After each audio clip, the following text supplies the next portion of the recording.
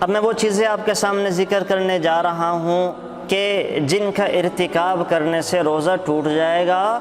اور قضا لازم ہے، کفارہ نہیں، یعنی بدلے میں ایک روزہ ویسا سا رکھنا پڑے گا۔ تو وہ کام جن کے کرنے سے روزہ ٹوٹ جائے گا انسان کے ذمے قضا ہے، قضا، کفارہ لازم نہیں ہے۔ تو ان میں سے نمبر 1، انسان روزے کی حالت میں دانت یا داڑھ نکلوائے۔ ہوتا عام طور پہ یہ ہے کہ انسان جب اپنی دانت یا داڑھ نکلواتا ہے تو اگر وہ خون حلق میں چلا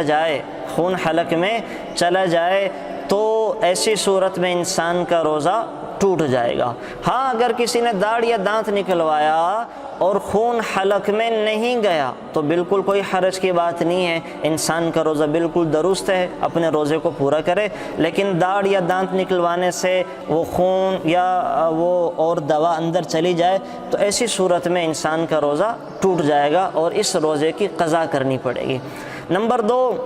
انسان ناک میں کوئی دوا ڈال لے، ناک میں دوا کے ڈالنے سے روزہ ٹوٹ جائے گا اور اس روزے کی قضا انسان کے ذمہ لازم ہے۔ نمبر 3، کان کا پردہ پھٹا ہو، اگر کسی کے کان کا پردہ پھٹا ہوا ہے اور پردہ پھٹا ہونے کی حالت میں کسی نے کان میں دوا ڈال لی تو ایسی صورت میں بھی روزہ ٹوٹ جائے گا اور اس روزے کی قضا کرنا پڑے گی۔ اسی طریقے سے کسی چیز کا حلق سے نیچے اتار لینا، ایسی کوئی چیز جو غذا یا دوا کے طور پہ استعمال نہ ہوتی ہوں، مثلا انسان دھاگا لے، لکڑی کوئی منہ میں ڈالی ہوئی ہے، کاغذ ڈالا ہوا ہے، سکہ ڈالا ہوا ہے تو وہ حلق سے نیچے اتر گیا، تو چونکہ یہ چیزیں بطور غذا استعمال نہیں ہوتی ہیں، اگر تو بطور غذا استعمال ہوتی پھر تو قضا کے ساتھ ساتھ کفارہ بھی تھا، 60 روزے مسلسل رکھنا پڑتے۔ لیکن وہ چیزیں جو بطور غذا استعمال نہیں ہوتی انسان نے منہ میں ڈالیں اور حلق سے نیچے اتر گئیں، وہ خود اتری یا انسان سے غلطی سے اس نے خود اتار لی، کسی بھی صورت میں وہ روزہ ٹوٹ جائے گا اور اس طرح روزے کی قضا کرنی پڑے گی، البتہ کفارہ اس کے ذمے نہیں ہے۔ اسی طریقے سے جان بوجھ کر قے کرنا، ایک ہے قے کا آ جانا، قے کے خود بخود آنے سے تو کوئی حرج نہیں، روزہ نہیں ٹوٹتا، لیکن قے کرنے سے انسان نے اپنے حلق میں انگلیاں ڈال لی، حلق میں انگلیاں ڈال رہا ہے اور وہ خود قے لانے کی کوشش کر رہا ہے، طبیعت ٹھیک نہیں تھی، بوجھل ہو رہی تھی، تو ایسی صورت میں اگر انسان خود بخود قے لے کر آئے تو قے لانے سے روزہ ٹوٹ جاتا ہے۔ ہاں قے خود بخود جتنی مرضی آ جائے اور جتنی دفعہ مرضی دن میں آ جائے تو اس سے روزہ نہیں ٹوٹتا، قے لانے سے روزہ ٹوٹتا ہے، قے آنے سے روزہ نہیں ٹوٹتا۔ اسی طریقے سے انسان کو روزہ یاد ہے کہ میں روزے سے ہوں تو روزے کی حالت میں حلق میں پانی چلا جائے،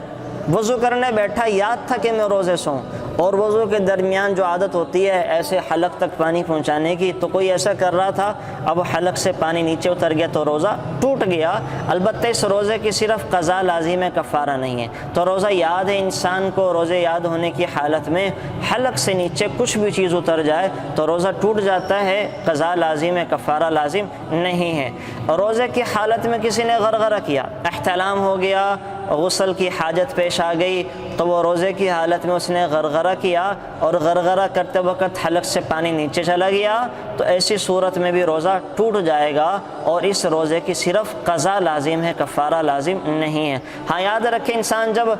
روزے میں اگر غسل کرنا چاہ رہا ہے اور اس کو غسل جنابت کرنا ہے،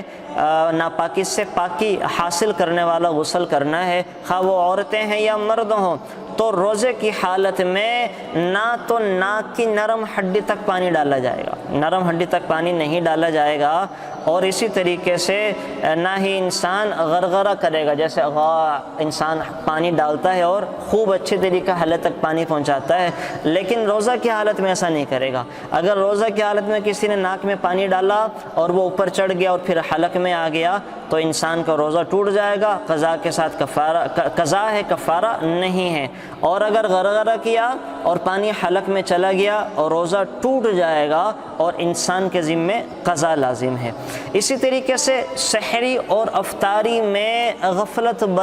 برتنے سے بھی روزہ ٹوٹ جائے گا اور انسان پر قضا لازم ہے، کفارہ نہیں ہے۔ مثلا سحری میں وقت ختم ہو چکا تھا اور انسان وقت ختم ہونے کے بعد اذان کے یا سائرن کے انتظار پہ کھاتا رہا، اذان 2 منٹ بعد ہوئی، جیسے اذان ہوئی ان صاحب نے کھانا پینا چھوڑ دیا،